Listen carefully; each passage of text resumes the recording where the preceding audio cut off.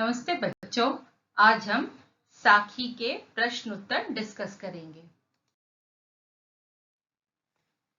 पहला प्रश्न, मीठी वाणी बोलने से औरों को सुख और अपने तन को शीतलता कैसे प्राप्त होती है? तो when we talk sweetly, how it gives happiness to others as well as us. जब हम मीठी वाणी बोलते हैं तो उसका प्रभाव चमत्कारी होता है. So here they are telling that when we talk sweetly, its effect is magical. इससे सुनने वाले की आत्मा तृप्त होती है. It makes the soul satisfied for those who are listening. it. और मन प्रसन्न होता है. And it makes them happy. उसके मन से क्रोध और घृणा के भाव नष्ट हो जाते हैं. Anger and hate are destroyed. They go away from his mind. इसके साथ ही हमारा अंतःकरण भी प्रसन्न हो जाता है. At the same time, we feel happy from inside. प्रभाव स्वरूप औरों को सुख और शीतलता प्राप्त होती है. As a result, it gives happiness to others. अब हम जाएंगे दूसरे प्रश्न पे. दीपक दिखाई देने पर अंधियारा कैसे मिट जाता है? साखी के संदर्भ में स्पष्ट कीजिए. When we show a light or when we lit a lamp, so how the darkness goes away? तो इसका उत्तर है, गहरे अंधकार में जब दीपक जलाया जाता है तो when a lamp is lit in deep darkness, तो अंधेरा मिट जाता है. then the darkness is gone. अंधेरा मिट जाता है. it is full, then that place is full of light.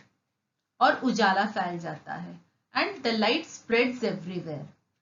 Kabir Das ji कहते हैं, उसी प्रकार ज्ञान रूपी दीपक जब हृदय में जलता है. Same way, Kabir Das ji is telling that when the light of knowledge lights in the heart, तो अज्ञान रूपी अंधकार मिट जाता है. That time, darkness of ignorance, it vanishes or it goes away. मन के विकार अर्थात संशय, भ्रम आदि नष्ट हो जाते हैं. तो अज्ञान रूपी अंधकार मिट जाता है. देन जब ज्ञान रूपी दीपक जब हृदय में जलता है, when we lit the lamp of light of knowledge, that time in our heart अज्ञान रूपी अंधकार मिट जाता है. So the darkness of ignorance, it vanishes, and what happens? मन के विकार अर्थात संशय, भ्रम आदि नष्ट हो जाते हैं. All the doubts are cleared. तभी उसे सर्वव्यापी ईश्वर की प्राप्ति होती है. Then only he can get the universal God. अब देखिए तीसरा प्रश्न. ईश्वर कण कण में व्याप्त है पर हम उसे क्यों नहीं देख पाते? So God is present everywhere, but why we are not able to see God? ईश्वर सब ओर व्याप्त है. God is everywhere. वह निराकार है. It has no shape. निराकार means without any shape. हमारा मन अज्ञानता, अहंकार, विलासिताओं में डूबा है. Our mind is full of ignorance, ego and luxury. इसलिए हम उसे नहीं देख पाते. That is why we can't see God. हम उसे मंदिर, मस्जिद, गुरुद्वारा सब जगह ढूंढने की कोशिश करते हैं. We try to search him in temple, mosque, gurdwara, everywhere. लेकिन जब हमारी अज्ञानता समाप्त होती है, हम अंतरात्मा का दीपक जलाते हैं. But when our ignorance ends, conscience, we lit a lamp of conscience. That very moment. तो अपने ही अंदर समाया ईश्वर हम देख पाते हैं. So that very moment we can see God which is already inside us. Now the fourth question. संसार में सुखी व्यक्ति कौन है और दुखी कौन? So in this world who is happy and who is unhappy? यहाँ सोना और जागना किसके प्रतीक हैं? So sleeping and awaking, what are these? इसका प्रयोग यहाँ क्यों किया गया? Why we have used these words here? स्पष्ट कीजिए. So explain it. So the answer is, कवि के अनुसार संसार में वो लोग सुखी हैं. According to the poet, such people are happy in this world, जो संसार में व्याप्त सुख सुविधाओं का भोग करते हैं और दुखी वे हैं.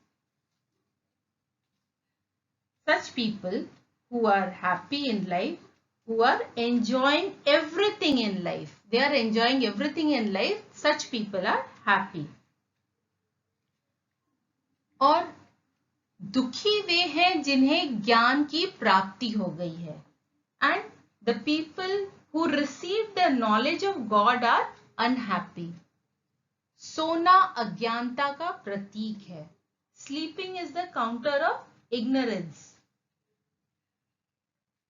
और जागना ज्ञान का प्रतीक. And to be awake is the counter of knowledge. जो लोग सांसारिक सुखों में खोए रहते हैं, people who are enjoying all the comforts of life, और जो सांसारिक सुखों को जीवन के भौतिक सुखों में लिप्त रहते हैं, those who are enjoying all the comforts of life, they are considered as happy. सांसारिक सुखों में खोए रहते हैं, जीवन के भौतिक सुखों में लिप्त रहते हैं, वे सोए हुए हैं. The people who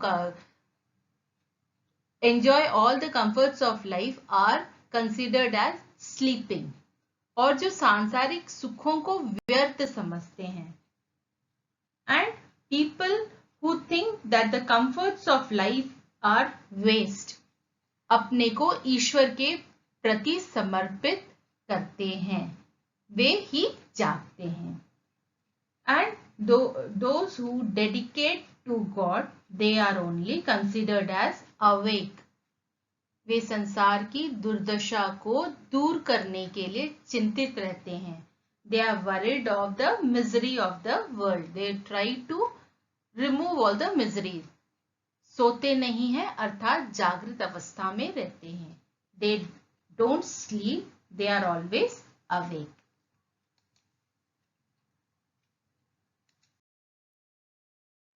Now we'll go to the fifth question. अपने स्वभाव को निर्मल रखने के लिए कबीर ने क्या उपाय सुझाया है? So, what Kabir is suggesting to keep our nature pure or clean? Kabir का कहना है कि हम अपने स्वभाव को निर्मल, निष्कपट और सरल बनाए रखना चाहते हैं तो. According to Kabir, if we want to keep our nature pure, straightforward and simple, then हमें अपने आसपास निंदक रखने चाहिए. Then we must keep cynic. Cynic means person who criticize us next to us. We must keep such people next to us. ताकि वे हमारी त्रुटियों को बता सकें, so that they can tell about our mistakes. निंदक हमारे सबसे अच्छे हितैषी होते हैं. Cynic is our well-wisher. उनके द्वारा बताए गए त्रुटियों को दूर करके हम अपने स्वभाव को निर्मल बना सकते हैं. By taking away all our mistakes which are said by them, we can make our nature pure. Now the next question, sixth one. एके आशिर पीव का पढ़े सुपंडित होए. इस पंक्ति द्वारा कवि क्या कहना चाहते हैं? So, by reading only one letter of God, what does the poet wants to tell in these lines? इन पंक्तियों द्वारा कवि ने प्रेम की महत्ता को बताया है. In these lines, the poet is telling the importance of love. ईश्वर को पाने के लिए एक अक्षर प्रेम का अर्थात ईश्वर को पढ़ लेना ही पर्याप्त है. Only by remembering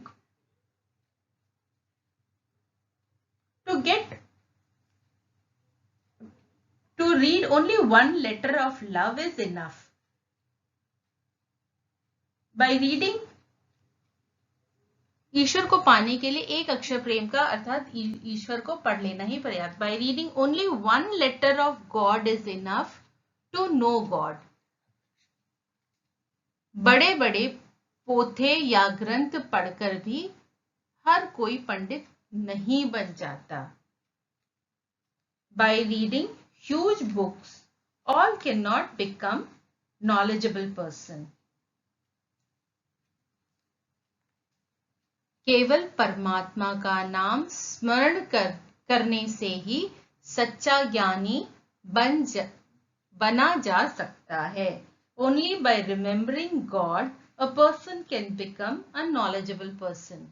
अर्थात ईश्वर को पाने के लिए सांसारिक लाभ, लोभ, माया को छोड़ना पड़ता है. So to get God, we must get rid of earthly illusions. I'll repeat this again. In these lines, the poet is telling that the importance of love. To get one letter of God, of love, is enough. By reading huge books, all cannot become knowledgeable person. Only by remembering God, a person can become a knowledgeable person. So, to get God, we must get rid of earthly illusion. Now the next one.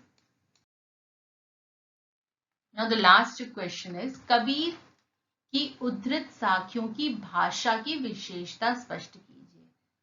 So we have to give the importance of Kabir Sakhis.